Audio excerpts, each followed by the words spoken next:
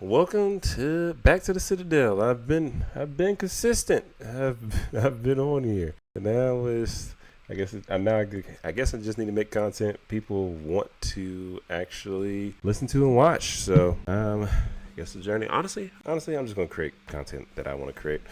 If people like it, they like it. Eventually, they will. But Today, I want to start off by going over three players, specifically on the wide receiver side. Then I might dive into some things after that.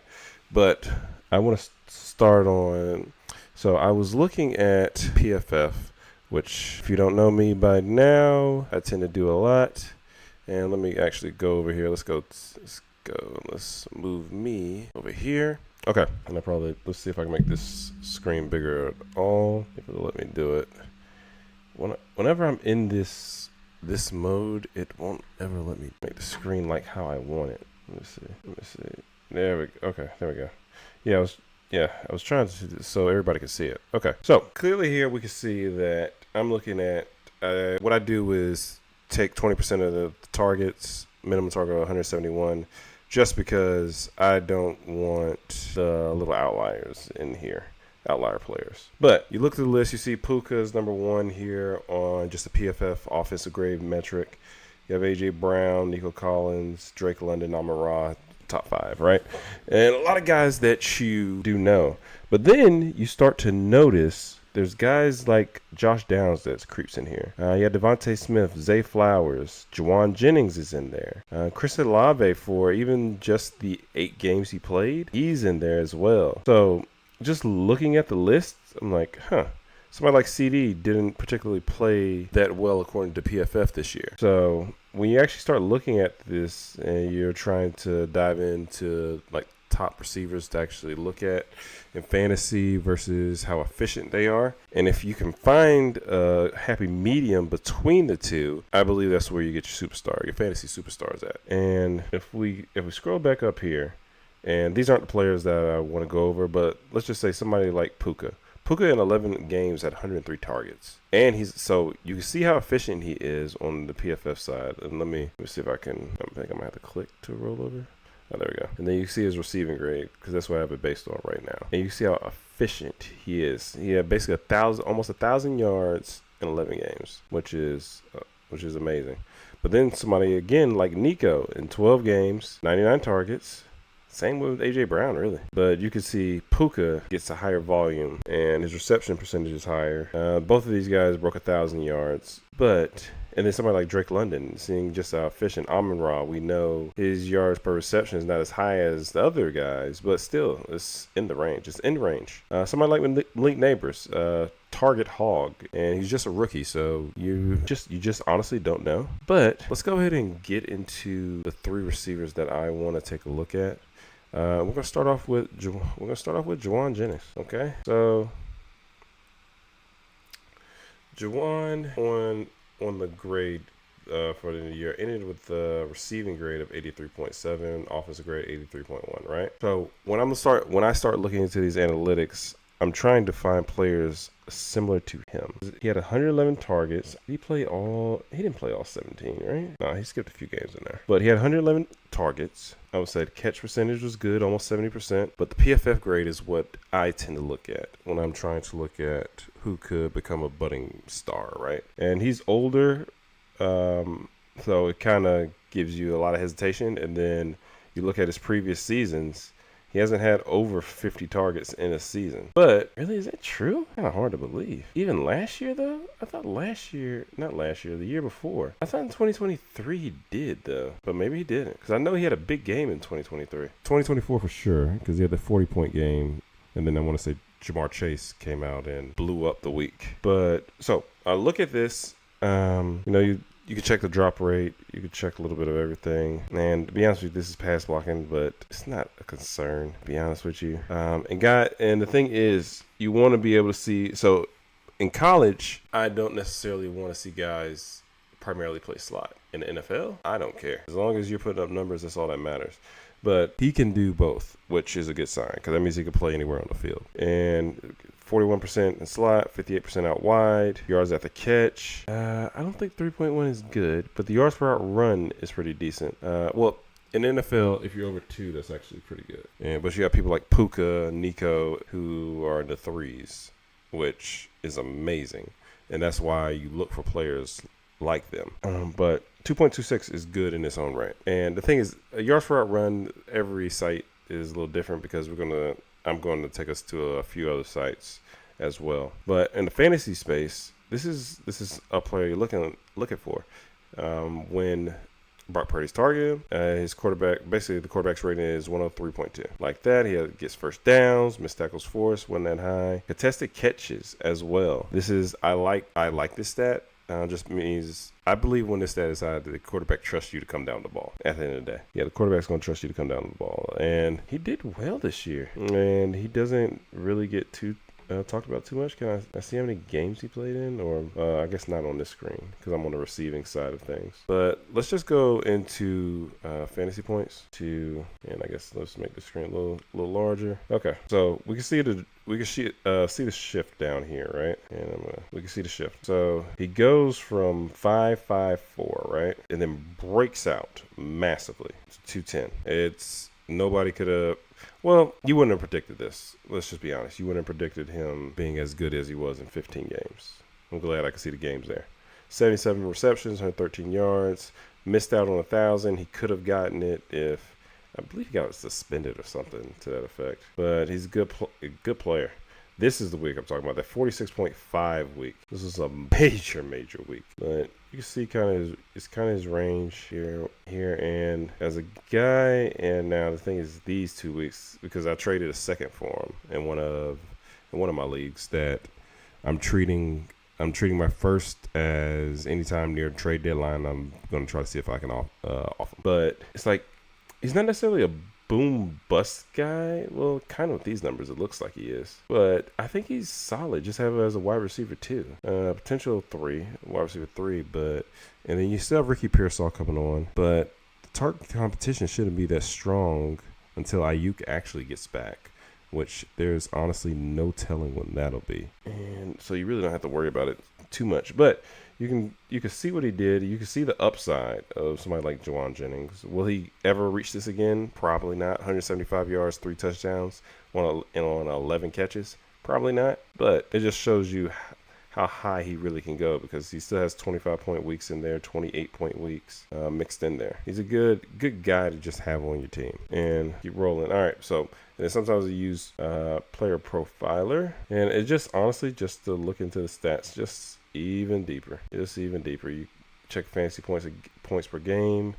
It's like everything. A lot of the metrics and analytics that you see on PFF, they'll be on here too. They're just in a neater, cleaner version, which I don't mind. Let me see. I don't want to make it so my eyes can't see anything, but here we go. Probably need to make all the screens for player profile like this. But you can see his target share, like that, target rate, snap share, 72%, slot snaps, routes run. You can see everything on here. And so when I'm looking at opportunity on his targets, number 22, he's not if I have Juwan Jennings, he's not my number 1 receiver. So I'm not worried about him being number 22 as far as targets. That's actually really good, because more than likely Juwan Jennings isn't my number 2 receiver either. Probably not my number 3. So that's a really good get, especially at a target rate of 28%, which was number 11 in the league last year. Yeah.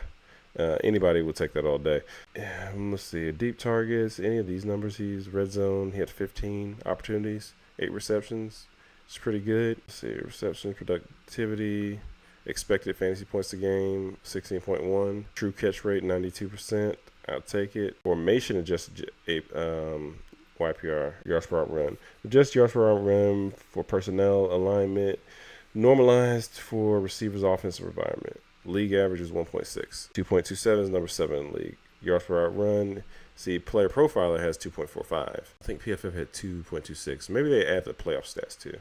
I'm not sure. Or player profiler might just go to week 17, since usually that's all that matters in fantasy. And contested catch rate. And the thing is, you do want a guy that is going to get volume in fantasy, because you just have more bites at the apple. But somebody like him, who's probably your wide receiver 4 on your team, just being honest, this is somebody that I would look to acquire if I could for a second round pick, because now that we see the landing spots and where players have gone, And I feel like we did this last year too, where we have a vision of where we want these players to go, and then they actually go in the draft, and then you realize very quickly bad of a mistake you might have made. Yeah, but yeah, because the third round is rookie drafts are going to be a crapshoot. In the fourth round, I don't even know what to tell you. But my next player, Josh Downs. Josh Downs' PFF grade was 84.8, 85 on the receiving side. 102 targets. I don't know if he played 17 games either. Looks like it though. Just doing some counting numbers.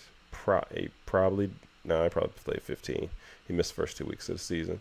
But if he's healthy, it's 72 receptions, 803 yards, 5 touchdowns, right? He had Anthony Richardson throwing him the ball part of the season, Joe Flacco throwing him the ball. But you can see the efficiency, and I like this a lot. Now, the thing is, I'm not sure in rookie drafts would I know now if I would have drafted Josh Downs. But if he would have won the second round, I probably would have. Just because a year before, I was just looking at purely PFF. I was looking at contested catch rate. I was looking at if he could win against man. He could do all those things. Now I tend to look more slot versus out wide. But if you could do both, that's even more bonus points, to be honest with you, in my opinion. Now, if we continue, we can see that Josh Downs primarily plays slot. Doesn't play anywhere else. Yards after catch, 5.6. Believe that should be pretty decent. And the yards per route run, 2.2 here on PFF, right? And now, passer rating, when thrown to him, is 97.8. It's good, but it's not necessarily the best. I like to see in the hundreds if I can get the. Well, I know this college. I like to see hundreds. I have to look at more just profiles, but I do like to see the hundreds on this side of things. But Josh Downs, I honestly think if Josh Downs got another quarterback, he would be a different player. All right, if we look at just purely fantasy stats, we can see the improvement here. It goes from 9.2 to 13.1 in 14 games. Has 107 targets in 14 games. I believe that number could only go up. He just has to stay healthy. If we look at the regular season, doesn't have the same boom potential as our man Juwan Jennings, but he has a lot more consistent weeks than Juwan had, because Juwan had a lot more single point games mixed into just high powered like mega games. And you have somebody like Josh Downs, who probably think high is 22.2 for this season anyway, but he has 15s, 19s, 12s, 14, 19, 15, 19, and then, but he does have his mix of 5s in there and a 1-1 in here that is absolutely terrible on 3 targets. But I wonder if he got hurt that game, because he has a longer 3 yards on that one catch. Not sure. But the crazy thing is, when people get hurt during the season, you're like, oh man, that's the reason. You make the excuses for the players, but then after the season, you can't even remember why he had 1.3 fantasy points against Miami. You would assume he got hurt, but you don't know. But somebody like Josh Downs is somebody I would clearly be targeting. Best comp is Wan'Dale Robinson. Okay, that's interesting. They do have his college dominator right now. I just skipped over that part. College target share broke out at 19.1. Those are metrics that people do look for. All time. Okay. All right. So we have targets, receptions. We have all that. Fantasy points a game. We have all that good information, right? So if we look at his targets, number 28. Target rate, number 6. So he's getting targeted. Thing is can A-Rich get him the ball? Now, he does have a little bit more competition this year, just because he does have Tyler Warren into the mix. But all that offense needs is somebody that can be sort of accurate. Slot snaps, one of the highest in the league. Doesn't really look like he runs out wide, so he's probably not in 12 personnel at all. Air yards, no, I'm not worried about the air yards. Receptions, yards after catch. Okay, expected fantasy points a game, 15.1, which is solid because he came in at 13. Efficiency, yards per run, we know these numbers. But I believe he's just a good player. He just needs a different quarterback. I think if he gets a different quarterback, then the sky's the limit for this guy. Okay. Our last player on the list, because for whatever reason, it's like I'm getting tired for no reason at all. I'm getting tired. But Zay Flowers. Now, Zay Flowers is the number 1 wide receiver on his offense. But just to go to bat for him, he was one of the higher receivers this year in PFF grade on offense and receiving. Had 112 targets, 1,059 yards. I think he did play every game this season. I don't see any misses. I don't see a single miss here. That's absolutely insane. Where is the bye week? Must not be able to count. 14. There we go. Yeah, like I can't count. But looks like he's been solid since he's been in the NFL. Yards per reception went up. His efficiency went up as well. Passer rating when throwing to him, 108, which is good. Solid on the contested catches. I forgot to check that for Josh Downs. But in the yards per route run, 2.25. So I think personally, somebody like Zay Flowers can be a get because a lot of people are down on Zay. Ooh, what is this? Gemini? Okay. Oh, we'll look at stats again. Okay. So the previous year, 209. This year, 206. Of course, average more points a game. You would like to see that target number get up to like the 130s if it could. I think that would be nice. 150 would be prime to elite, which he's probably not getting with Derrick Henry and Lamar Jackson on the team. And then if you just look week by week, he has a high of 29.7, right under 30. And then he has some other good games mixed with some terrible games for fantasy that are in there. And you would just hope that he could last through the season. And if we just look at that player profile, they comped him to Antonio Brown. Maybe that was Tampa Antonio Brown they were comping him to. Because if he's anything like Antonio Brown, I need to go get all the Zay Flowers shares immediately. Okay, so if we are looking at his targets, 20, that's fine. Target share, 18, 22. So everything is just average with some like third round potential. But he's 11 in deep targets, which got 23 of those. So that's interesting. Yards after catch, number 10 and 4. I didn't even check that for the other guys. I probably should have. But it does look like Zay Flowers is the lowest on the candidate trail. 2.34 yards per run, 17 of adjusted per formation. It goes down to 1.89, which is bad separation for the number 9. Is he averaging 2 yards of separation? It's insane.